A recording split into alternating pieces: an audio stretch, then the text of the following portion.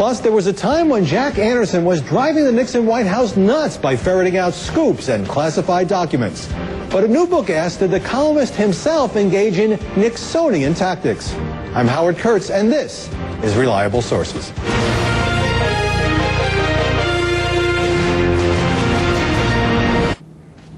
In the years leading up to Watergate, Jack Anderson was Washington's most influential and controversial investigative reporter. The syndicated columnist broke all kinds of big scandals, often getting his hands on classified documents and winning a Pulitzer Prize in the process.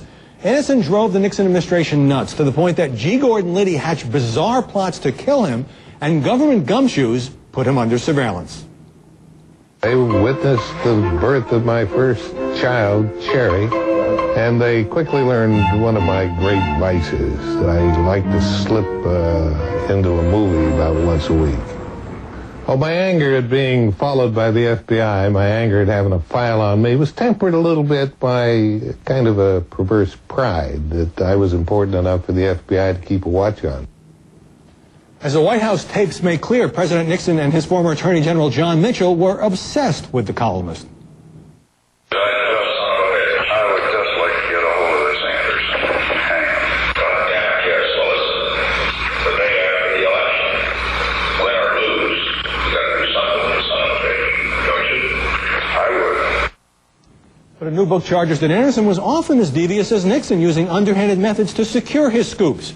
Mark Feldstein is the author of Poisoning the Press. He teaches at the George Washington University, and he joins me now here in the studio. So, bit of disclosure, you were once an intern for Jack Anderson, long time ago. And I was a reporter in the late 70s for a couple of years for Anderson.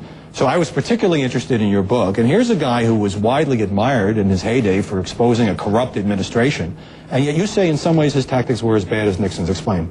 Well, I wouldn't say as bad as Nixon's. I'd say his were misdemeanors, Nixon's were felonies. But he cut some corners. There's no question about it. Nixon's felonies, of course, resulted in thousands of deaths, abuse of the power of the state. And his top aide's going to jail. And his top aide's going to prison, and, you know, he would have too if he weren't pardoned.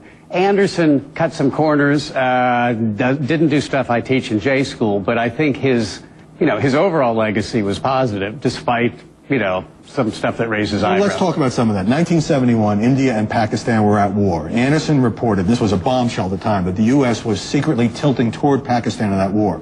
His source for the documents that proved that story was a Navy yeoman named Charles Radford. And you found out something about his relationship with that confidential source, Radford. Tell us about that. Well, yeah. I mean, one of the things that Anderson, confided in me, not off the record, but was that he ended up paying Radford indirectly, buying some land. Buying some land that Radford was selling through an intermediary. Through an intermediary to disguise it. Well, he did buy it at the going rate, and he did it because he felt sorry for the guy after his career was torpedoed when it became known he was a source. But, it certainly, had it been known at the time, would have opened him up to criminal prosecution. You asked him whether this was a payoff, and he said? I didn't even ask him. He said it was basically a payoff. I could argue it wasn't, but it really was.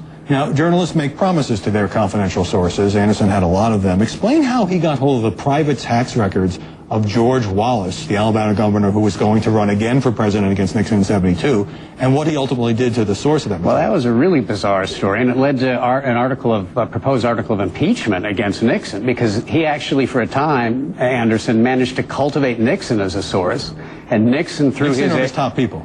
Well, through his top aide, Murray Chotiner, but with Nixon's go-ahead clearly, with the green light from the president, illegally leaked the confidential tax records of a Nixon rival, George Wallace, the governor of Alabama. These are the IRS documents. Secret IRS documents. And the IRS went berserk when they discovered what the White House had done. But Anderson and Nixon both benefited. Anderson because he got this great scoop. Nixon because he helped sideline a rival for his reelection. And then after that story exploded, Anderson revealed where he got the documents, didn't he? He did. He bit the hand that leaked to him. And Jack Anderson, in his own way, had a certain integrity. He would take dirt from anybody, but if he found something bigger on you, he'd burn you too, because his view was the most important thing was what the public should know, and the biggest crimes the public should know. Now, one of the things that I found absolutely chilling in your book was, and both sides did this, we'll talk about it in a moment, was the strain of homophobia that ran through that era. Let's go back to those White House tapes. Here's Richard Nixon and two of his top aides, H.R. Haldeman and Chuck Colson, discussing their suspicions about Anderson and a member of his staff who later became a Fox News anchor.